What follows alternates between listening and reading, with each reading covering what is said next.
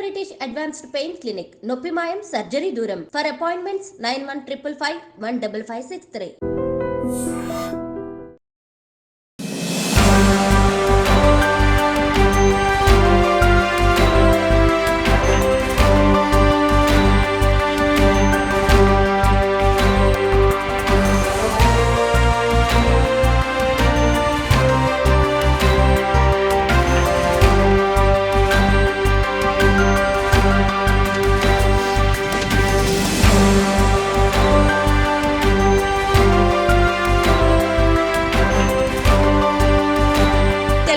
ఆంధ్రప్రదేశ్లోని పలు ప్రాంతాల్లో కొన్ని సెకండ్ల పాటు భూమి కంపించింది. దీంతో జనాలు తీవ్ర ఆందోళన చెందారు.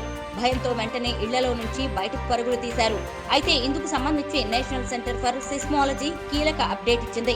ఈ రోజు ఉదయం 7:27 తెలంగాణలోని ములుగులో రిక్టర్ స్కేల్ పై 5.3 తీవ్రతతో భూకంపం సంభవించిందని నేషనల్ సెంటర్ ఫర్ సిస్మాలజీ తెలిపింది. భూకంప కేంద్రం 40 కిలోమీటర్ల లోతులో ఉందని పేర్కొంది. ఈ ప్రభావంతోనే తెలుగు రాష్ట్రాల్లో పలుచోట్ల బుధవారం స్వల్ప భూ ప్రకంపనలు చోటు చేసుకున్నాయి. తెలంగాణలోని వరంగల్, మహబూబాబాద్, నర్సంపేట, మణుగూరు, భద్రాచలం, చెర్ల, కొత్తగూడెం, హుజూరాబాద్ తదితర ప్రాంతాల్లో స్వల్ప భూ ప్రకంపనలు చోటు చేసుకున్నాయి. రంగారెడ్డి, హైదరాబాద్ జిల్లాల్లో కూడా భూ స్వల్ప ప్రకంపనలు చోటు చేసుకున్నాయి.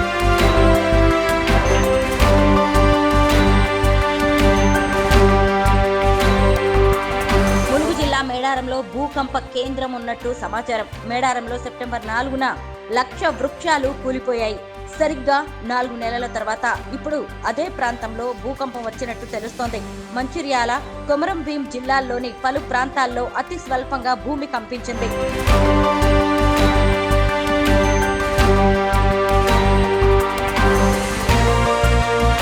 అలాగే మణుగూరు సబ్ డివిజన్ వ్యాప్తంగా కొన్ని సెకండ్ల పాటు భూమి కంపించింది.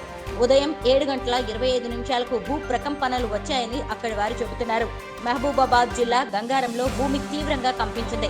దీని దెబ్బకు కుర్చీలో కూర్చున్న వారు సైతం కింద పడిపోయారు. ఇల్లందు పట్టణంతో పాటు మండలంలోని పలు గ్రామాల్లో స్వల్పంగా భూమి కంపించింది.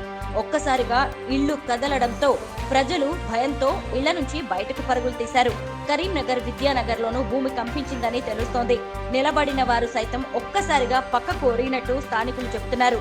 పెద్దపల్లి జిల్లా గోదావరి ఖని, సుల్తానాబాద్, కరీంనగర్, హుజూరాబాద్ లో సైతం స్వల్పంగా భూ ప్రకంపనలు వచ్చాయి.